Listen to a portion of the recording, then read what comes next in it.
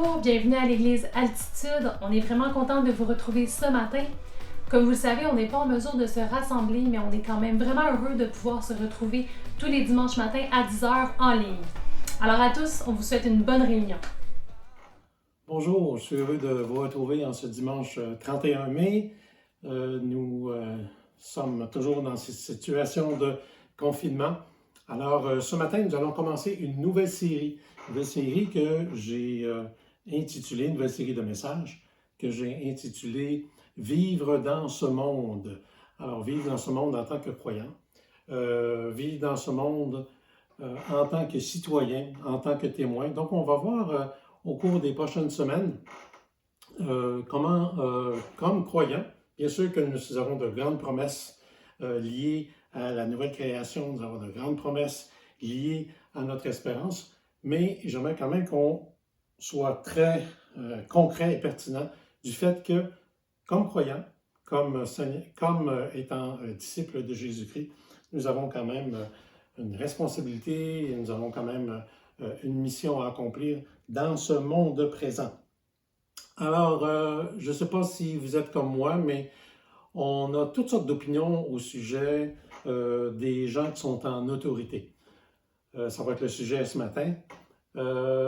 Par exemple, quand on pense aux politiciens, quand on pense aux policiers, quand on pense aux avocats, quand on pense peut-être à votre patron ou qui que ce soit qui est en autorité, souvent, je ne sais pas si c'est une mentalité chez les Québécois, mais souvent on a comme un regard de suspicion, on a une certaine résistance et une opposition en tout cas à ce qui est une figure d'autorité.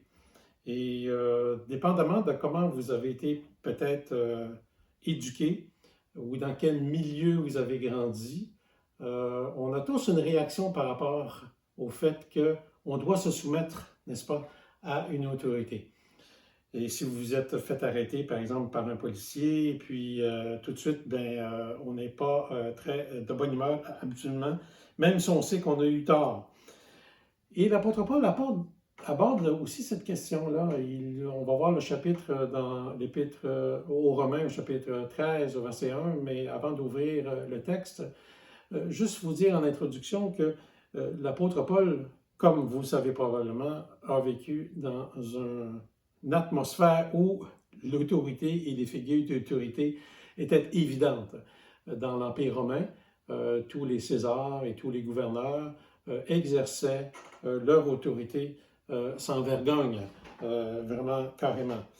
Et même si on peut évidemment voir qu'il y avait de la corruption dans les systèmes politiques et chez les autorités, même si parfois on dit c'est tout à fait, il y avait l'exercice de l'autorité qui se faisait d'une façon cruelle, terrible, on remarque quand même que l'apôtre Paul, qui n'est pas du tout naïf, qui a connu la prison, qui a connu aussi, lui, ayant lui-même le droit romain. Donc, on se rend compte que l'apôtre Paul va quand même avoir l'audace, je dirais, d'appeler les chrétiens à se soumettre aux autorités. Et le texte qu'on va voir dans Romains chapitre 13, c'est sûr qu'il y a eu des abus par rapport à ce passage-là. Il y a eu des personnes qui étaient en autorité, qui ont abusé de leur pouvoir. Ça, c'est clair. Donc, il ne s'agit pas non plus d'être naïf et de dire tout va bien dans le meilleur des mondes. Mais je pense que ce texte-là nous appelle à comprendre qu'au-dessus des autorités, il y a le Seigneur, il y a le Seigneur Jésus-Christ qui est le roi des rois. Il ne faut pas l'oublier, c'est ce qui est écrit dans l'Apocalypse. Le roi des rois et le Seigneur des seigneurs. Et comment, je pense qu'il était opportun dans ces temps de confinement, dans ces temps où il y a de nouvelles règles qui se sont appliquées depuis déjà quelques semaines et qui vont peut-être continuer encore à s'appliquer, des nouvelles règles liées au confinement, liées à la distanciation sociale. Et donc, parfois, on a une attitude justement de ne pas vouloir se préoccuper de toutes ces règles. Alors, quelle est notre réaction? Quelle est notre attitude? Quelle attitude doit-on avoir? Et surtout, quelle pensée devons-nous avoir, nous qui vivons dans ce monde, avec les figures d'autorité que nous avons. Donc, comme je l'ai juste glissé un mot, je pense qu'il convient pour vous de réfléchir sur le fait que comment vous avez été élevé par rapport à l'autorité et quelle est votre conception de l'autorité. Et ça, c'est important. Comment réagissez-vous face à l'autorité, face aux figures de l'autorité, face à la soumission à des règles, à des lois qui sont légitimes? Donc, on a quelque chose comme croyant, on a quelque chose à s'interroger là-dessus et de voir qu'il y a quelque chose de positif qui va en ressortir. Alors, on va juste prier ensemble, juste un court moment, et puis après, donc, on va lire le texte, et puis nous allons regarder les vérités de Dieu qui sont dans ce passage. Prions ensemble. Notre Dieu, toi qui es souverain sur toutes choses, toi qui veux aussi le bien de tes enfants et tu veux le bien de tout homme, de toute personne, toi qui es le Dieu créateur, nous te prions que par ta parole, nous te prions que à travers ce qui est écrit, on puisse découvrir vraiment ta volonté, ce que tu désires. Pour chacun d'entre nous, comme citoyens dans ce monde, comme croyants, comme étant tes enfants. Viens nous conduire par ton esprit, viens nous apporter vraiment cette révélation qui vient de toi. Au nom de Jésus, nous t'en prions. Amen. Alors, lisons ce texte, si vous voulez bien, ensemble. Si vous avez une Bible devant vous, vous pouvez lire donc dans l'Épître de Paul aux Romains, au chapitre 13, et je lis à partir du verset 1. Que chacun soit soumis aux autorités établies, car il n'y a pas d'autorité qui ne vienne de Dieu, et celles qui existent ont été instituées par Dieu. C'est pourquoi celui qui résiste à l'autorité s'oppose à l'ordre de Dieu. Ceux qui s'opposent attireront un jugement sur eux-mêmes. Les chefs, en effet, ne sont pas à craindre quand on fait le bien, mais quand on fait le mal. Veux-tu ne pas craindre l'autorité? Fais le bien, et tu auras son approbation, car elle est au service de Dieu pour ton bien. Mais si tu fais le mal, crains, car ce n'est pas pour rien qu'elle porte l'épée.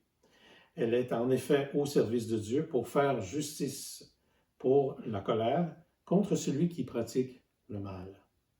C'est pourquoi il est nécessaire d'être soumis, non seulement à cause de la colère ou du jugement, mais encore par motif de conscience. C'est aussi pour cela que vous payez des impôts, car les gouvernants sont attachés au service de Dieu pour cette fonction même. Rendez à chacun ce qui lui est dû, l'impôt à qui vous devez l'impôt, la taxe à qui vous devez la taxe, la crainte à qui vous devez la crainte, l'honneur à qui vous devez l'honneur. Nous voyons donc dans ce texte assez bien écrit, bien coordonné, nous voyons que dès le verset 1, que chaque personne, dit que chaque personne, dans l'original c'est chaque âme, ou chacun d'entre nous, donc il n'y a pas d'exception, chaque personne, que chacun soit soumis aux autorités établies. Donc, on ne peut pas dire que nous, on fait exception et on est tous inclus dans cette, je dirais, dans cette demande qui nous est faite par l'apôtre Paul. Et l'apôtre Paul va donner, en fait, deux raisons pour lesquelles on doit se soumettre. Premièrement, la première raison qu'il donne, c'est que les institutions viennent de Dieu. Donc, que l'origine de l'autorité qui s'exerce vient de Dieu. Donc, Dieu veut de l'ordre. Il veut de l'ordre dans sa création. Il veut de l'ordre afin qu'il n'y ait pas de chaos. Il veut de l'ordre afin qu'on soit de plus en plus, je dirais, qu'on vive une vie humaine qui soit digne de ce nom. Et donc, Dieu veut de l'ordre. Et pour cet ordre, il l'a en quelque sorte délégué par une autorité qui est donnée. Donc, l'origine, au-delà de ce que nous voyons chez les personnes, les représentants de l'autorité, il y a ce principe de l'ordre qui vient de Dieu. Et donc, c'est une raison pour laquelle on doit se soumettre à toute autorité qui est établie sur nous. Et la deuxième chose, c'est que c'est non seulement ça vient de Dieu, mais c'est établi par Dieu. C'est écrit donc au verset 1, on le voit, car il n'y a pas d'autorité qui ne soit de Dieu ou qui ne viennent de Dieu, et celles qui existent ont été instituées par Dieu. Donc, toutes les autorités ont été instituées par Dieu. On peut penser au mariage, on peut penser à plein de choses, mais aussi on peut penser aux personnes même qui exercent l'autorité à tous les niveaux. Ce qui est demandé, c'est de se soumettre et donc de réaliser que nous nous occupons à ce moment-là par rapport à une autorité qui est, bien sûr, on va dire légitime, une autorité qui est au-dessus de nous. L'idée, c'est de se soumettre, d'avoir une attitude de subordination. Donc, d'admettre qu'il y a quelqu'un au-dessus de nous, d'admettre que quelqu'un qu'on doit, non pas nécessairement obéir, c'est pas tellement le mot aussi fort qu'obéir, mais se soumettre, accepter. Ceci ne veut pas dire qu'on ne peut pas critiquer ou qu'on demeure naïf ou qu'on laisse tout passer. Non, c'est de notre devoir, je dirais, d'avoir une critique positive par rapport à ce qui, devant nous, ce qui existe l'autorité. Mais on verra ça un peu plus tard, mais voyons ce qui est, je dirais, d'une façon normale, surtout au Québec, il faut bien l'admettre, et surtout au Canada, les autorités qui sont représentées sont, je dirais, peuvent être, sur lesquels on peut se soumettre. Maintenant, ça peut aller à d'autres niveaux. Vous avez peut-être des patrons ou un patron qui est insoutenable, ou peut-être que vous avez connu une chose semblable. Mais voyons d'abord que le principe de l'ordre est qu'il vient de Dieu, cette autorité vient de Dieu. Et quiconque donc, c'est assez fort, quiconque résiste, hein, il est écrit, quiconque résiste ou quiconque s'oppose, c'est pourquoi celui qui résiste à l'autorité s'oppose à l'ordre de Dieu. Et on parle ici de l'apôtre Paul qui connaît l'Empire romain, qui connaît les empereurs. On parle ici de chrétiens qui se trouvent dans la capitale de l'Empire romain, c'est-à-dire Rome.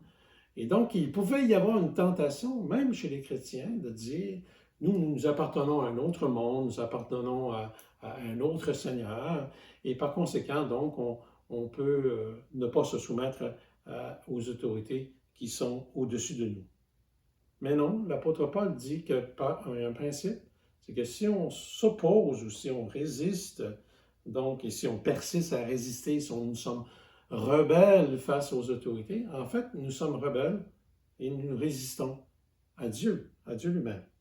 Et par conséquent, ce qui se passe à ce moment-là, c'est, donc, nous connaissons alors, évidemment, un jugement, nous connaissons un jugement qui vient de la part de ces autorités. Donc, c'est la première raison qu'on doit se soumettre, et je pense qu'elle est bien. La première raison, c'est que, en fait, les autorités viennent de la part de Dieu.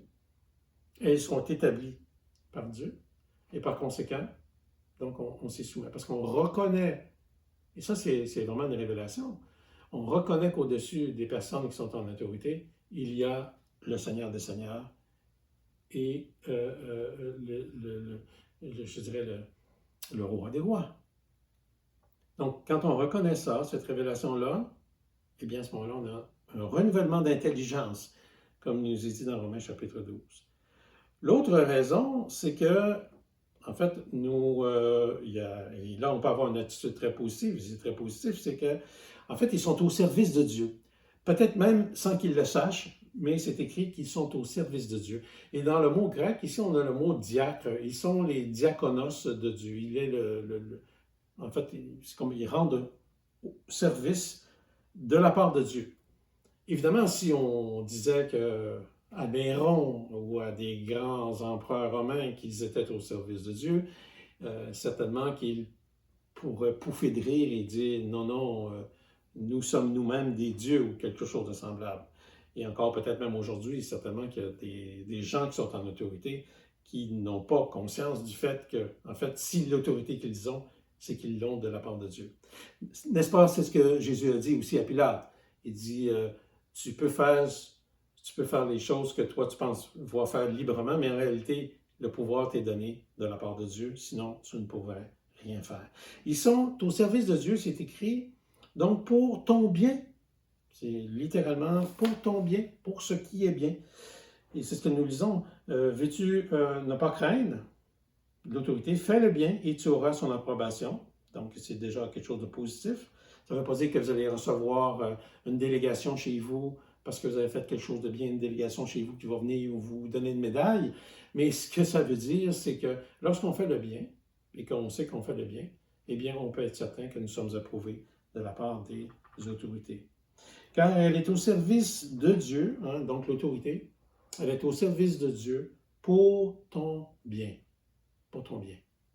Et lorsqu'on lisait, lorsqu'on a lu les 2 semaines dernières, que toute chose concourt au bien de ceux qui aiment Dieu, eh bien, il y a quelque chose là aussi. Donc, ça ne veut pas dire qu'à ce moment-là, nous ne serons pas réprimandés par les autorités, mais au bout de la ligne, ce sera pour notre bien, hein, pour ton bien. À l'inverse, l'apôtre Paul dit que c'est aussi, ils sont au service de Dieu pour ton bien. Et donc, à ce moment-là, quand tu fais le bien, nous recevons l'approbation de ces autorités. Par contre, ils sont aussi au service de Dieu pour faire justice, n'est-ce pas? Pour la colère, c'est écrit, donc pour le jugement. Et c'est la raison pour laquelle l'apôtre Paul dit qu'ils portent l'épée, donc ils peuvent décider et donc exercer le jugement. Et c'est dit ici que c'est contre celui qui pratique le mal. Donc, à ce moment-là aussi, ils sont au service de Dieu. Ce qui annonce en quelque sorte un peu je dirais, le jugement final qui viendra. Donc, il vaut mieux apprendre à faire le bien déjà dans ce monde-ci. L'apôtre Paul poursuit, et c'est une chose assez extraordinaire de lire ça au verset 5. Il dit, et moi ça m'a frappé quand j'ai médité ce passage-là, quand il dit au verset 5, c'est pourquoi il est nécessaire d'être soumis. Il est nécessaire d'être soumis.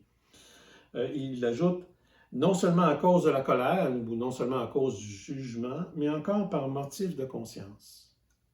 Donc on voit qu'on a 2 raisons pour, je dirais, être soumis, parce que les autorités viennent de Dieu, elles sont établies par Dieu, et aussi parce qu'ils sont au service de Dieu pour ton bien, évidemment, lorsqu'on fait, et on reçoit à ce moment-là l'approbation, et au service de Dieu pour faire justice. Et au bout de la ligne, donc, l'apôtre Paul dit, il est donc nécessaire d'être soumis pour 2 raisons. Encore 2 autres raisons, pour 2 motifs ou deux motivations. La première motivation, c'est d'éviter le jugement, d'éviter d'être condamné, d'avoir une pénalité. Mais au-delà de ça, c'est par motif de conscience. Et je pense que ça parle beaucoup aux enfants de Dieu. C'est que nous savons que nous devons, dans le fond, se soumettre aux autorités parce qu'elles sont placées de Dieu. Et donc, ça devient pour nous un motif de conscience. Et ça nous, je dirais, nous amène à réfléchir aux actions à venir. Donc, c'est par motif de conscience, non pas les choses qu'on regarde dans le passé, mais par motif de conscience pour les choses à venir. Les choses la décision qu'on doit prendre, est-ce que je le fais? Est-ce que je me soumets aux autorités? Et est-ce que je ne me soumets pas à l'autorité? Et donc, là, à ce moment-là, sachant ce que nous savons là maintenant, à partir de la parole de Dieu, eh bien, ma conscience va m'indiquer la décision à prendre, la prochaine décision à prendre. Sachant toutes ces choses, donc. Et c'est vraiment en particulier, et je reviens juste un instant sur l'idée qu'ils sont au service de Dieu, les autorités sont au service de Dieu. Il y a le mot, comme j'ai dit tantôt, qui appartient au mot diacre. Peut-être que vous êtes familier avec ce mot diacre dans le Nouveau Testament, c'est un serviteur. Et aussi, on a le mot grec leiturgos ou liturgoi, qui veut dire, qui vient d'où on a le mot liturgie. Alors, c'est quand même particulier que l'apôtre Paul dit que ce sont des serviteurs ou des gens au service de Dieu. Il y a quand même une dimension religieuse, il veut pas dire que ce sont des gens qui sont appelés spirituellement parlant, religieusement parlant, mais quand même, il y a ici quand même une nuance assez particulière. Donc, il est nécessaire de se soumettre pour ces 2 motifs, pour éviter le jugement ou la colère, et aussi par motif de conscience, parce que nous savons toutes ces choses et que ça vient, nous connaissons l'origine, et que ce n'est pas une origine, je dirais, due à l'évolution d'une société, mais c'est vraiment de Dieu. Et l'apôtre Paul en arrive à une chose très pratique, très concrète.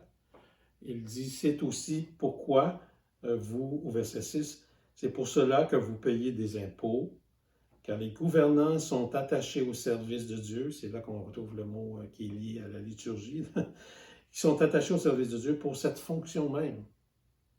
Donc, rendez à chacun ce qui lui est dû, l'impôt à qui vous devez l'impôt, et aussi les taxes à qui vous devez les taxes. Donc, ce qu'on se rend compte, c'est que l'impôt, on le connaît, c'est une taxe directe, mais aussi, le mot ici, il y a aussi le mot taxe, c'est-à-dire ce sont des taxes indirectes qu'on trouve, par exemple, sur la vente, sur les contrats, sur les services. Et donc, il ne faut pas être tenté quelquefois quand on achète un bien ou on achète un service de ne pas dire, bien, fais-moi pas de facture pour que je ne paye pas de taxes. Non, rendez à chacun ce qui lui est dû. L'impôt, à qui vous devez l'impôt, les taxes, à qui vous devez les taxes. Et il continue en disant, la crainte à qui vous devez la crainte et l'honneur à qui vous devez l'honneur. Vous allez me dire, oui, mais tout ça, André, ça semble bien beau dans le meilleur des mondes, quand tout va bien. Mais quand ça va mal et quand on a des gouvernements qui sont injustes, quand on a des gouvernements qui sont corrompus, qu'est-ce que l'on doit faire? Eh bien, j'oserais vous dire qu'on va attendre la semaine prochaine pour vous en parler, parce qu'il y a quand même cette attitude face, je dirais, à des autorités qui sont effectivement soit très mauvaises, méchantes, ou qui vont à l'encontre de la volonté de Dieu. Nous avons une citation de Pierre qui dit, vous connaissez cette citation dans les Actes des Apôtres, vaut mieux obéir à Dieu plutôt qu'aux hommes. Donc tout ce qui vient à l'encontre de l'Évangile, ou tout ce qui vient à l'encontre de la volonté déclarée et nette de la volonté de Dieu, nous pouvons à ce moment-là avoir, je dirais, une autre attitude qu'une attitude de soumission. Mais on y reviendra. On le voit très bien, par exemple, dans le livre de l'Apocalypse, combien il y a de la souffrance et des épreuves, et comment l'Église réagit dans ces situations-là. Mais on verra ça plus tard. Laissez-moi terminer et conclure par deux passages. Le premier qu'on retrouve dans l'Épître de Paul, écrite à Tite. Donc, Tite au chapitre 3, et je vais lire pour vous. Tite chapitre 3. Rappelle-leur d'être soumis aux princes, aux autorités, d'obéir, d'être prêt à toute œuvre bonne, de ne calomnier personne, d'être pacifique, conciliant et de faire toujours preuve de douceur envers tous les humains. Je pense qu'on a des choses à apprendre là-dessus. Et il faut, par rapport à tout ce que nous voyons parfois et tout ce que nous entendons sur les réseaux sociaux, donc nous-mêmes, comme dit l'apôtre Paul, d'être prêt à toute bonne œuvre et aussi d'avoir une attitude pacifique, conciliante et de faire toujours preuve de douceur envers tous les humains, envers tout le monde. Et aussi dans 1 Pierre, chapitre 2, verset 13. À cause du Seigneur, soyez soumis à toute institution humaine, au roi qui est souverain, comme aux gouverneurs qui sont envoyés par lui pour faire justice contre ceux qui font le mal, mais pour louer ceux qui font le bien, la volonté de Dieu. En effet, c'est qu'en faisant le bien, vous réduisez au silence l'ignorance des gens déraisonnables. Soyez des hommes libres, sans faire de la liberté un voile pour couvrir la malfaisance. Soyez des serviteurs de Dieu, honorez tout le monde, aimez vos frères, craignez Dieu, honorez le roi. Que le Seigneur vous bénisse et que cette, je dirais, méditation, exhortation, instruction puisse nous aider à mieux vivre dans ce monde, surtout dans ces temps de confinement. Et restons ensemble pour louer notre Dieu, rendre grâce à notre Dieu et prier notre Dieu pour les autorités afin qu'on puisse reprendre nos activités d'Église le plus tôt possible dans la joie du Seigneur. Soyez bénis.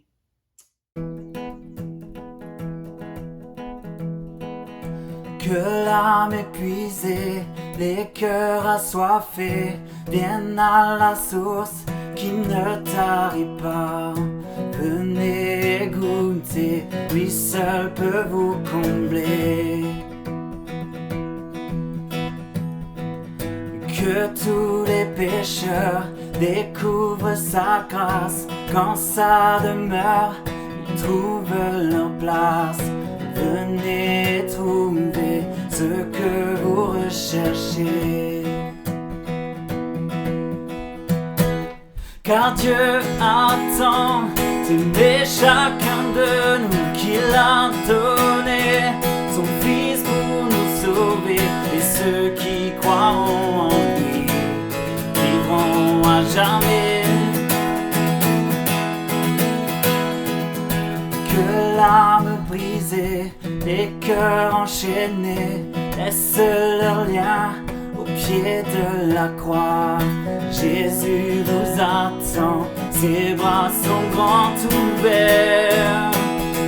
Et car Dieu attend d'aimer chacun de nous, qu'il a donné son Fils pour nous sauver. Et ceux qui croiront en lui vivront à jamais. Les forces du mal à jamais sont brisées. Enfin mon âme connaît la liberté. Dieu attend tant d'aimer le monde.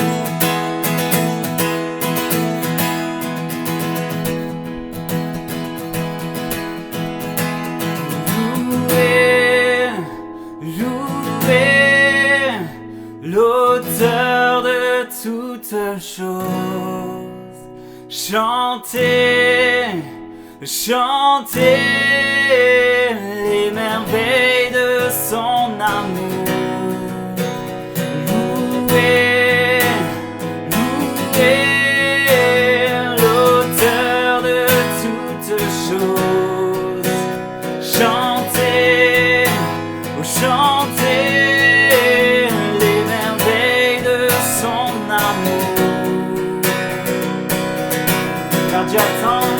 Car Dieu attend d'aimer chacun de nous, qu'il a donné son Fils pour nous sauver. Et ceux qui croiront en lui vivront à jamais. Les forces du mal à jamais sont brisées. Enfin mon âme connaît la liberté. Dieu attend tant d'aimer le monde.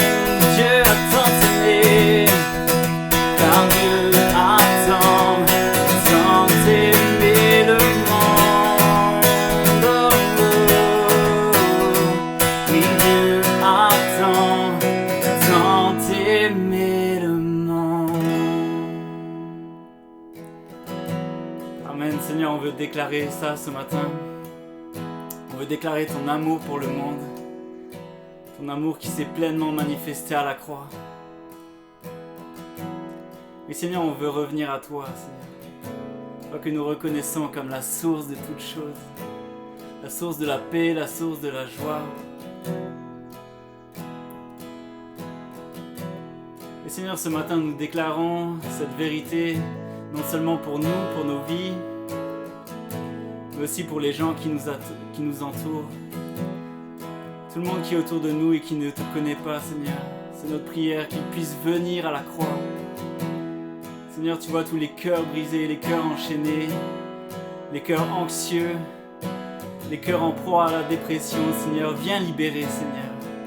Viens offrir ta paix réelle, ta paix véritable, Seigneur. Oh, c'est notre prière, Jésus. Que tous puissent venir à toi, Seigneur.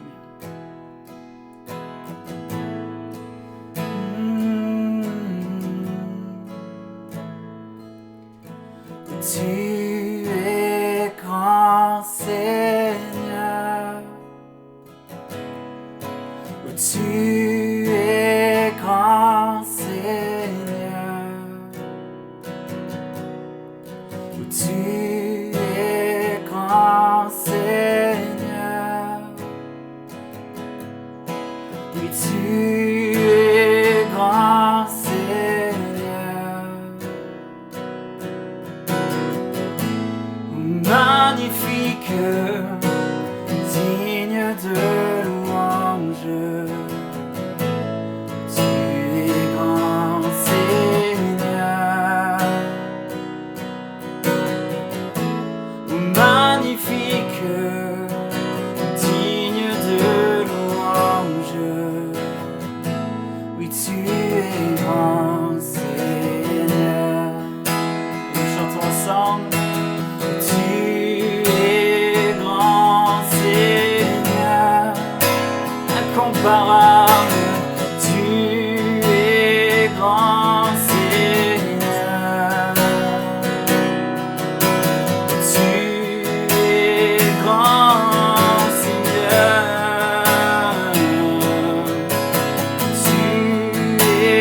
grand Seigneur.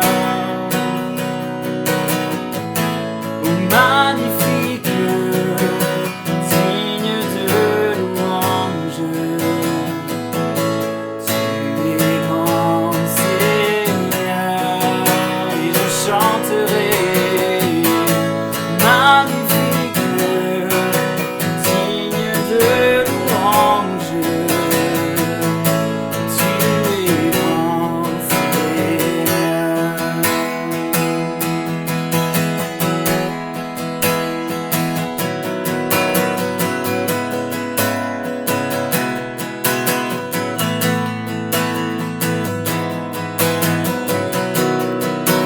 Je chanterai,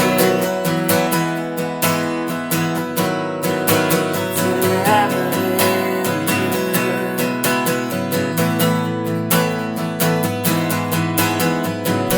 Nous déclarons ensemble magnifique, oh, magnifique, digne de louange,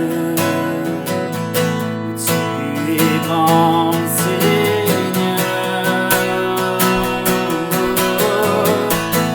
Magnifique, digne de louange, tu es grand Seigneur.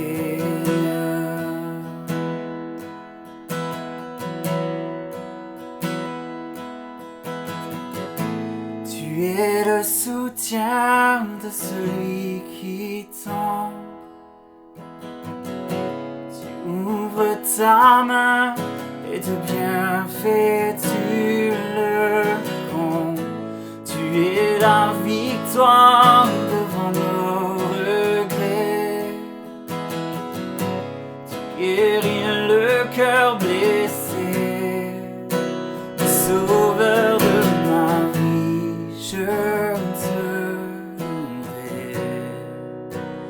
Amour infini, je chanterai l'immensité de ton nom, la beauté de ton pardon, le sauveur de ma vie, je te louerai.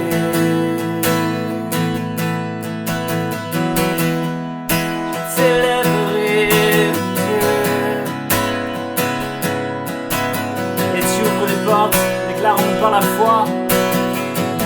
Tu ouvres les portes devant mes pas, amenant mon cœur dans le temps passé pour moi. Tu me donnes une vie nouvelle, car ton amour est éternel, le sauveur de ma vie, je te louerai. Amour infini, je chanterai l'immensité de ton nom, la beauté de ton pardon, le sauveur de ma vie, je te louerai.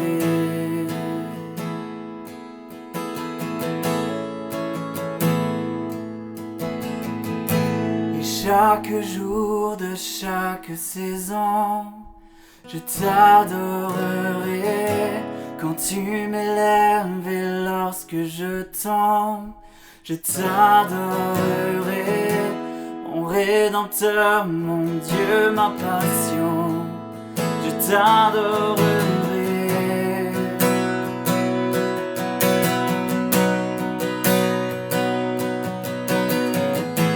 Et chaque jour de chaque saison, je t'adorerai quand tu m'élèves et lorsque je tombe, je t'adorerai, mon Rédempteur, mon Dieu, ma passion, je t'adorerai.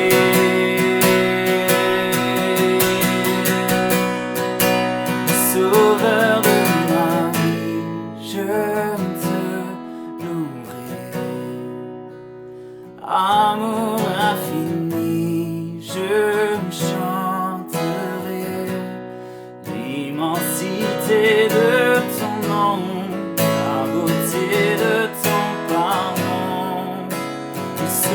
Sauveur de ma vie, je te louerai. Sauveur de ma vie, je te louerai. Merci d'avoir été avec nous. On espère que vous avez passé un beau moment dans la présence de Dieu. Si vous avez été touché par le message ou que vous avez des questions, n'hésitez surtout pas à nous contacter par téléphone ou via notre site internet et notre page Facebook. On vous invite aussi à nous suivre sur YouTube et sur Facebook pour ne rien manquer de nos publications. On vous souhaite à tous une bonne semaine. À dimanche prochain.